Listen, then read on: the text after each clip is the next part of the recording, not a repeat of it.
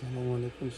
صبح شما بخیر باشه. این یک انجن 6 سالنده است. خواستیم اسکنش کردیم و دیگه گفته که ignition coil است.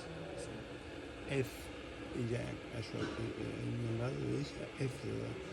بعض اوقات اسکنر ها میتونه کی از 1 2 3 4 5 6 انتخاب کنه یا ABC انتخاب کنه و در قسمت انجن میریم براتون راهنماییش میکنیم. انجن ما 6 سلندر است. سه این قسمت انجن است، 3 سلندر دو قسمت انجن است.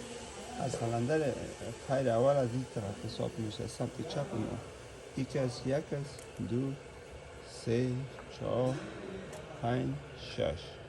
بعد از ABC اگر شروع میکنیم A B C D E F.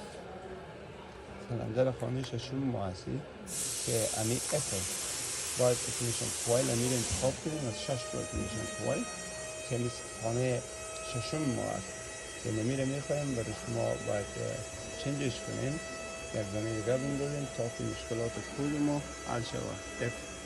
تشکر از شما.